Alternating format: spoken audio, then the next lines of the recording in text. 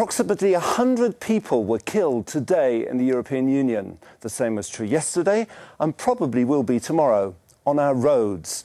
What are we doing about it? Can we do more? Your questions on iTalk today to Ellen Townsend, who's the Policy Director of the European Transport Safety Council. Ellen, thank you very much for being with us. Lots of questions for you today. Let's have a look at the first question here on iTalk.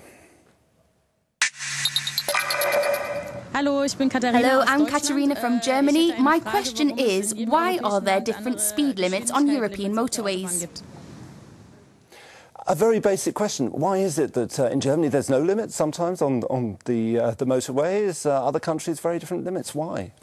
Well, this is an area where we would really like to see more harmonisation, especially having one top limit. Speed kills, and the bigger the speed, the bigger the mess. Therefore, taking all sorts of different measures to manage speed, including setting speed limits and enforcing them through police checks, safety cameras. But it's a matter for national governments to decide still, isn't it? Yes, to a certain extent, yes, but we would like to see one common speed limit on the trans-European network, which, after all, is an area where the EU does have a competency. OK, let's have another question on road safety. My name is Axel. I live in Brussels, Belgium. So I saw that there is a rise of crashes due to distraction in driving, such as texting and driving, calling and driving. Therefore, I was wondering what was the impact of these new technologies on our driving behavior. I know that iPod and iPhones are everywhere. We can go on the internet from everywhere, even from your car. So do you happen to have research about it, such as the number of crashes due to drivers checking their Facebook account? Thank you very much. Well, not necessarily just Facebook, but it's true. I often see people just texting. Yeah, we live in a much more connected society. We have research that shows between 20 and 30% of all crashes are caused by what we call distraction. So that could be distraction through using the mobile phone, either talking on it or texting. What about smoking? What about talking to people? Yeah, but the issue about talking on the phone, even if it's hands-free, is that your brain is somewhere else. That person that you're talking to is not going to see that you're coming up to a traffic light or roundabout that needs your attention.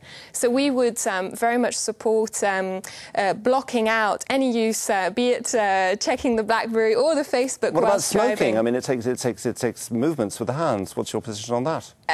It's another form of distraction. When you're driving, you need to have your full attention on the road. OK, let's have another webcam question here on iTalk. Hello, my name is Pasi Antaroinen from Finland. What is the European Union doing for motorcycle safety? Well, he obviously prefers travelling on the water, but the number of car crashes has gradually been going down, although it's starting to slow down now. But motorcycles are still as bad. Yeah, no, that's one of the priority areas for us, for my organisation, but also for the European Union, and rightly so. At the moment, powered two-wheelers make up 16% of total deaths, but they're only travelling 2% of all the kilometres travelled. So the relative risk is very, very high. Would you say it's more the bikers' faults, or more people who don't take enough care of the bikers? I think for sure more needs to be done also about increasing the awareness of the other road users. But in terms of the bikers, there's new legislation being discussed at the moment which would bring in advanced braking systems, so that's a good thing. The police should also be playing a role in terms of enforcing helmet wearing, but also we need to explain the risk of not wearing a helmet, especially now it's hot. Not just in the south of Europe, and people are tempted to leave the helmet at home. OK, this is a subject which had a lot of webcam questions. Here's another one on iTalk. Hello, my name is Tarek. I'm from Bosnia-Herzegovina.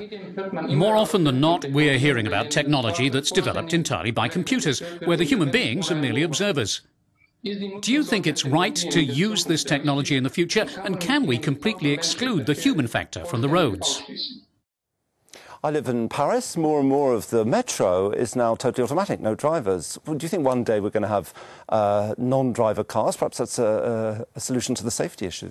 Well, I think for sure that technologies can help, and we promote 3 technologies linked to the 3 main killers. So that's for speed, an application called Intelligent Speed Assistance, which informs you that, by the way, you're doing 40 in a 30 zone.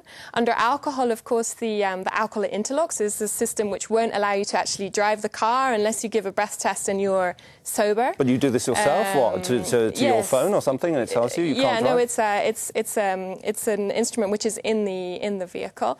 And then the third very important one, which has just been legislated for the driver's seat, is seatbelt reminders. So I think all of these 3 are supporting technologies that help the driver to comply with those 3 areas of risk: speed, alcohol, and non-use of seatbelts. OK, let's have another question on road safety on Euronews.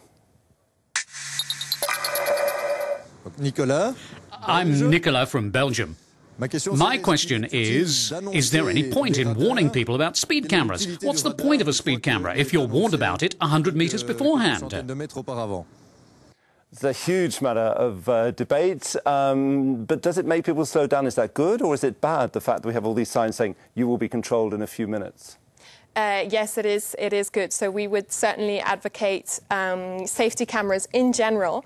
The reason why the police do tell motorists that there are speed cameras there is because it's a high-risk site. There have been collisions, sometimes deaths there before. Is that the same in all countries, though, or do different countries have different policies? There are different policies in different countries. But the key message is that safety cameras save lives. They're not there to send you annoying fines. It's for road safety that this policy has also been successful. And they definitely work. Yes, they absolutely work. If I give you one example from Italy, which has recently introduced safety cameras on their highways, it's called section control. So one when you enter a zone and one when you exit.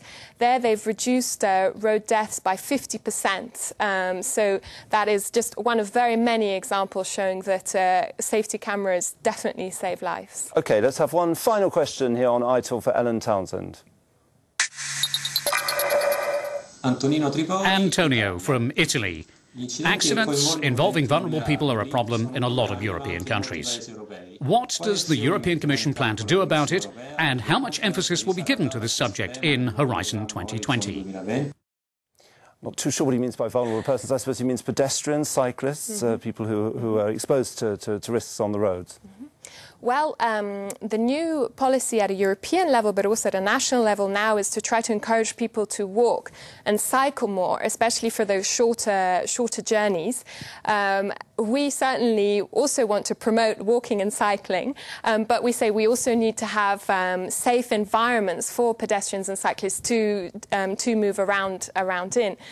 So in terms of what the EU can and should be doing is tackling speed. As I said before, speed kills, especially in urban areas. So, for example, recommending to national, local, regional levels to introduce 30-kilometre zones is one good example. Then making the pedestrians and the cyclists more visible. So for bikes, that means having lighting. For pedestrians, it's having retroflective stripes on clothing, for example, in winter is another very good example. OK, Ellen Townsend, thank you very much for answering all the questions. We'll see you again on iTalk here from the European Parliament in Brussels. And keep sending in your questions on webcams. You can find the next topics on our website. See you soon.